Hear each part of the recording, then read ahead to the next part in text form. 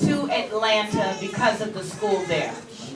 And he went through that program, he graduated, and many people invested prayers, sweat, finances in him.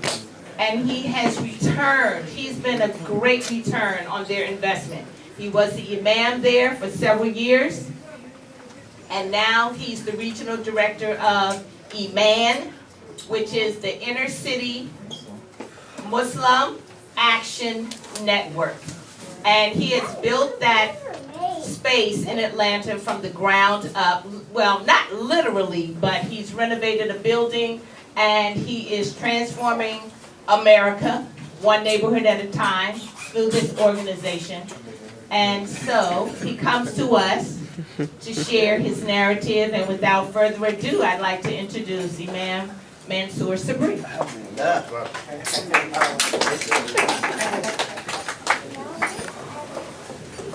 You know, that was beautiful because it came from my beautiful mother-in-law. I have to say that. And I believe it, I love it, and I love you. So thank you for that. Assalamu alaikum, everyone. Beautiful program. I'm honored to be here. I think that this space has always been an incredible reminder of what it means to tell stories and capture stories. So let's give it up for the museum. And yourselves, give yourselves a round of applause for being here. Also kind of a wake up and get in tune type of clapping and enjoyment. But Amir, thank you for inviting me. Thank you for setting this up and allowing for me to have an opportunity to share a story or really share my work. And that's kind of where we are in this part of the program, is really sharing work and the programs that we're doing across this country to really begin to transform neighborhoods and community. We're talking about community development. But I don't want to start there. I actually don't need this microphone. I want to start with just sharing a bit about really how I formulated ideas around what I do and why. And it actually takes me to my first Hajj. I made Hajj in 2001, and I made Hajj traveling by road, the same road that Prophet Muhammad took, sallallahu alaihi wasallam, from Damascus to Mecca, or from Mecca to Damascus. And the journey was something spectacular, as you can imagine. Many get a chance to fly into Mecca. I had an opportunity to cross 6 borders, 3 countries, 24 hours literally by bus to arrive. But something happened on that trip that really stuck with me to this day. And that was at every border, when I presented my passport with the blue bird, the eagle in the blue envelope, and it said American, but my name didn't sound American. My name was Mansoor Sabree. So I constantly got that question. Wajidduk, Abuk Abuk, your father's father, and your father's father, where are you really from? Wain Asluk, constantly. Where are you really from? Sudan, Nigeria, so forth and so on. And after my first border encounter with this really not being something of curiosity, but it was more of interrogation. Where are you coming from? And why are you coming this way? And why do you have an American passport? And after the first encounter, something dawned on me from my own experience that our story has not been told to the world to where they know that I don't know where my family's from.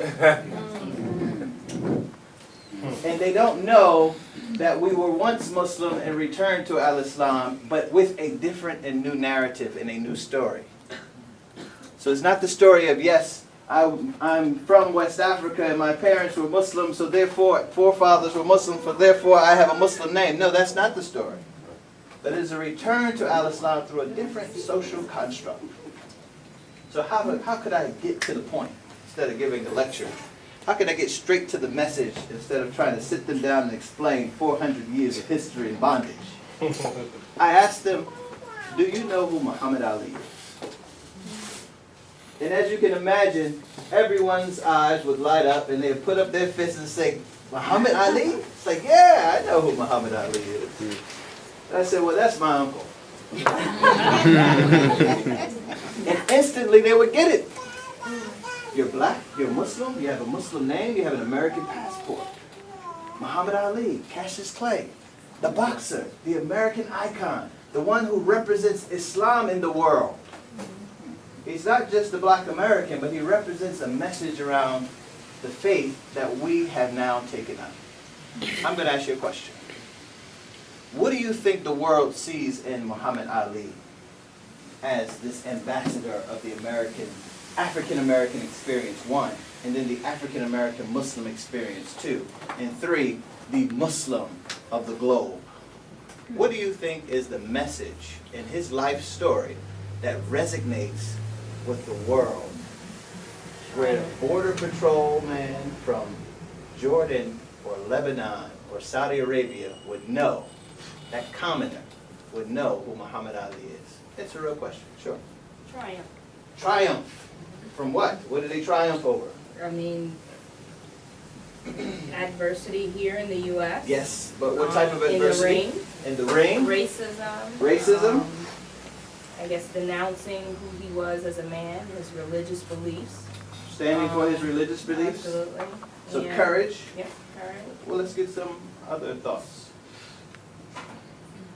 We have the step up, step back rules when we're in groups where those who've spoken, we know you have thoughts, but we want to hear from someone who hasn't spoken yet. And I can call on some names because I got a few faces I know in here. He stood up to the American government. He stood up to the American government. So he's the underdog standing up to the big power, superpower, that the world looks at as the superpower, the Goliath. Sure, yes. The pen waved. I'm sorry, I called you. Pen. You waved your pen. Steve. Okay, well, I mean, to be honest, I'm wondering whether they have the knowledge of how much they know about American history, and if they just see him as some people just see him as a success story and a great boxer and a champion, and the fact that African American Muslims can succeed in the United States without knowing the history of how much they've overcome. Okay. So, but there are many champions before him, and there were many champions after him, and I bet they wouldn't know his name or their names. All right? So it's, sure. Well, visually they've seen, actually they've heard him say Allah, Yes. and they've seen him, I think, maybe I'm getting him mixed up with Al-Hajj Shabazz, making Hajj. Okay. So for that part of the world, they can associate the Kaaba, Okay. Allah, Yes. this Muhammad man. Ali was unapologetic about being Muslim, and he was unapologetic about being who he was as a descendant of Africans. He was unapologetic about his fight for his land in the place in which he was born, because they know about the story. Even I was surprised about the depth of detail. They knew about him taking his gold medal, trying to buy some food after he wins the Olympics. He wins the Olympic gold medal. You all have heard the story? Yeah. He goes to a restaurant in Louisville, Kentucky, orders a burger. They say, "We don't serve niggas here." He said, "I didn't order one." And he said that this gold medal couldn't even buy me a meal in the land in which I fought for on this high global Olympic ring for. And he takes it and he throws it into the river. They knew that story. So the idea of triumph, the idea of courage, the idea of your faith is something empowering, that you represent the symbol of what Islam means for us in terms of the courage that it needs for the world. To stand up for what you believe in no matter the opposition. And in that time period also, you're talking about the ending of many colonial rules in power, etc. Talking about the diminishing of the concept of imperialism.